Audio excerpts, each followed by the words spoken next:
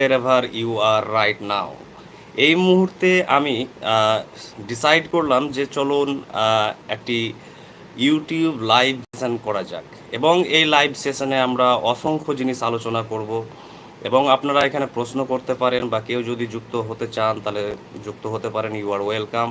আমরা এখানে আলোচনা করব রিলিজিয়ান, ধর্ম, দর্শন, মনস্তত্ত্ব, বিজ্ঞান, সাহিত্য এবং মেডিটেশন, ধ্যান, আধ্যাত্মিকতা, অতীন্দ্রিয়বাদ, নানান কিছু আমরা এখানে আলোচনা করব। এবং আপনাদের যা কোয়ারি আছে বা কোনো কোশ্চেন বা জিজ্ঞাসা যদি থাকে, তাহলে আপনারা এখানে ফ্র্যাঙ্কলি, অনেস্টলি, সিনসিয়ারলি এখানে শেয়ার করতে পারেন, জিজ্ঞেস করতে পারেন।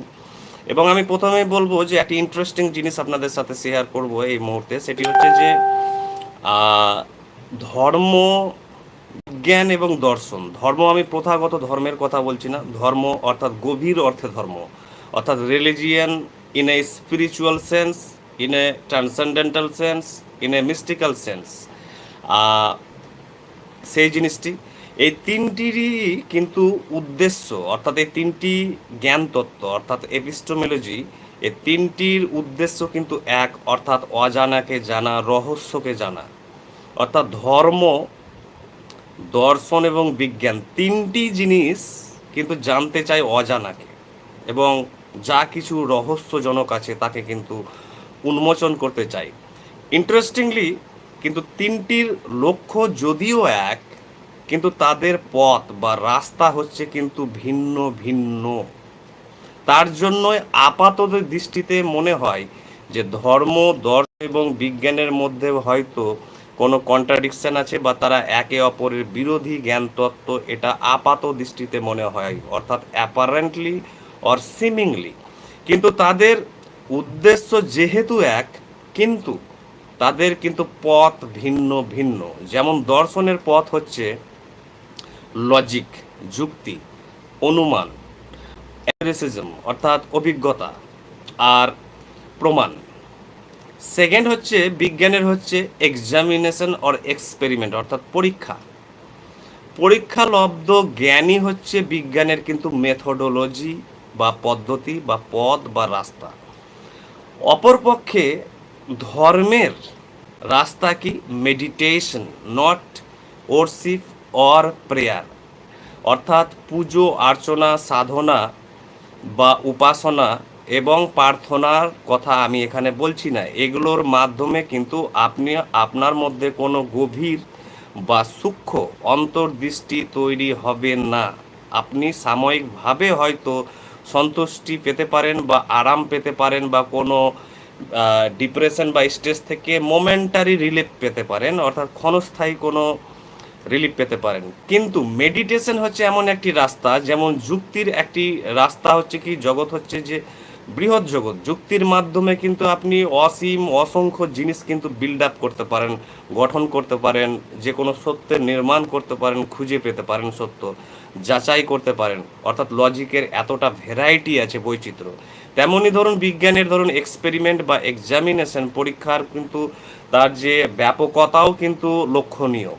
সেইভাবে কিন্তু আধ্যাত্মিকতা বা ধ্যান অর্থাৎ গভীর অর্থে ধর্ম, সেখানে কিন্তু ধ্যানের ভূমিকা কিন্তু বৃহৎ থেকে বৃহত্তর।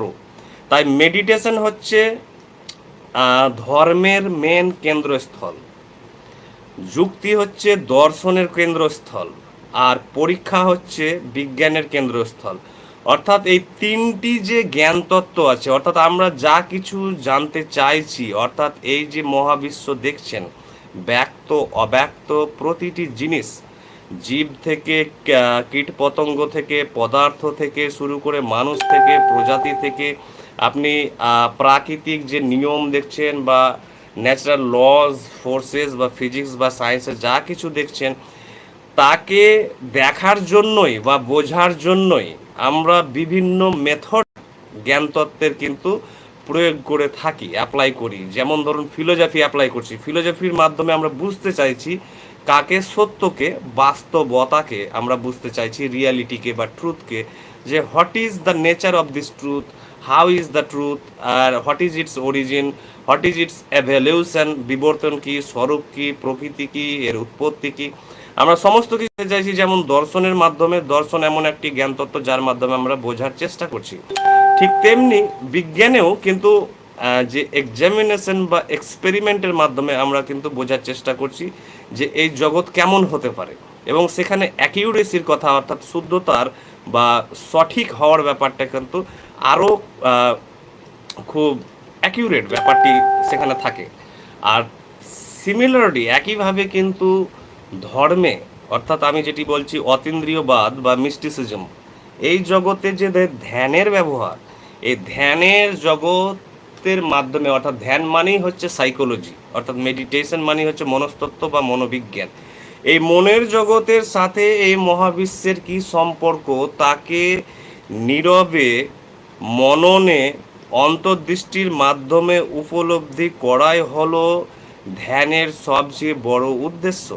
তাই ধ্যানের মাধ্যমে বহু কিছু জানা যায়, এমনকি পাশ্চাত্য যতজন দার্শনিক ছিলেন বা আছেন তারা অলমোস্ট সবাই কিন্তু ধ্যানই, তারা ধ্যান করেন, এবং ধ্যানের পদ্ধতি কিন্তু বিভিন্ন রকম হতে পারে। অর্থাৎ কেউ হয়তো ধ্যান প্রথাগত ধ্যান করতে পারেন ট্র্যাডিশনাল মেথডে, কেউ হয়তো মনন ধ্যান করেন, অর্থাৎ শুধু আপনি চেয়ারে বসে একজন বিজ্ঞানীর মতো প্যাসিভলি নিষ্ক্রিয়ভাবে ভাবছেন কোনো কিছু নিয়ে নীরবে।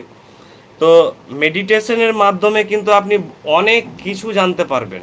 তাই লজিক এবং মেডিটেশন এবং এক্সামিনেশন বা এক্সপেরিমেন্ট, অর্থাৎ যুক্তি, ধ্যান আর পরীক্ষা, এই তিনটিকে যদি একত্রিত করে এগোন জীবনে, তাহলে আপনি আপনার জীবনের যত সমস্যার সমাধান আছে আপনি কিন্তু খুব দ্রুত পাবেন, এবং এই জীবনের রহস্যর সন্ধান কিন্তু আপনি দ্রুত পাবেন।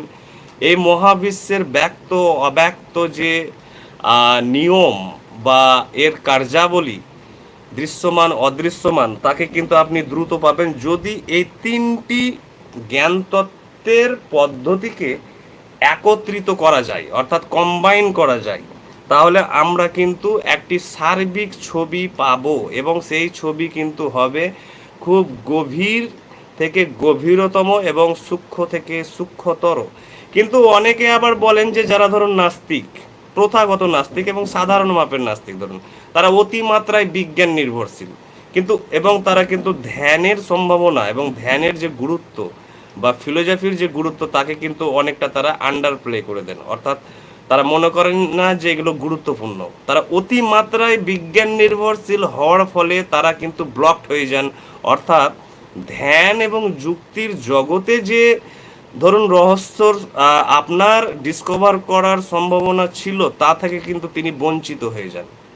তাই একত্রে নিলে, সেপারেটলি আলাদা আলাদাভাবে না গিয়ে একত্রে যিনি নিবেন তিনি কিন্তু অসীম জ্ঞানের অধিকারী হবেন, এবং অসংখ্য জিনিস তিনি জানতে পারবেন।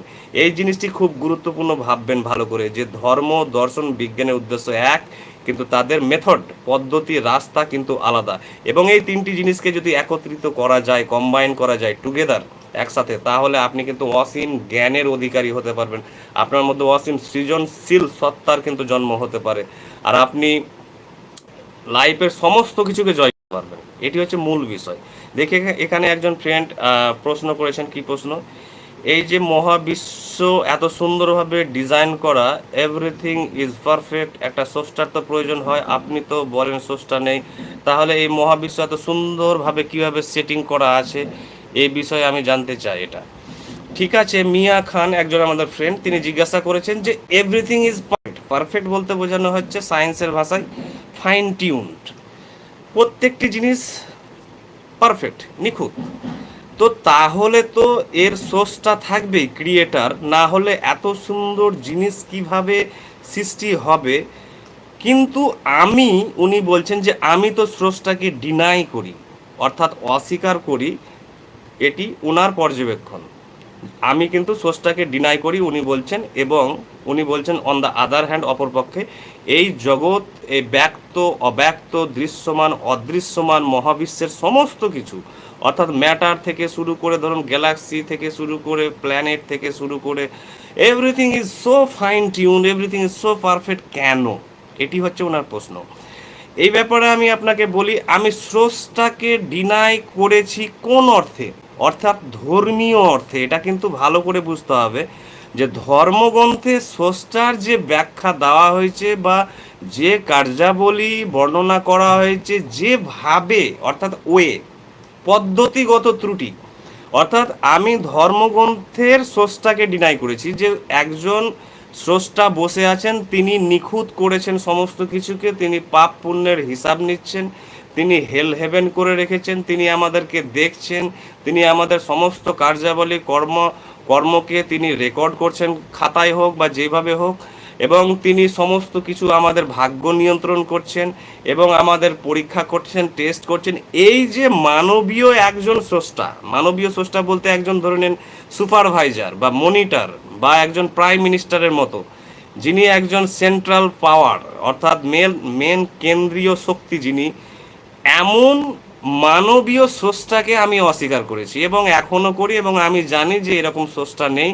সেটা স্যার আইনস্টাইনও একই জ্ঞানের সন্ধান পেয়েছিলেন এবং তিনি বলতেন যে আমি এমন কোনো স্রষ্টায় বিশ্বাস করি না যে স্রষ্টা আমাদের ভাগ্য নিয়ন্ত্রণ করছেন বা যে স্রষ্টা আমাদের কর্মের উপর ভিত্তি করে কাউকে শাস্তি দেন বা পুরস্কৃত করেন বা হেলে বা হেভেনে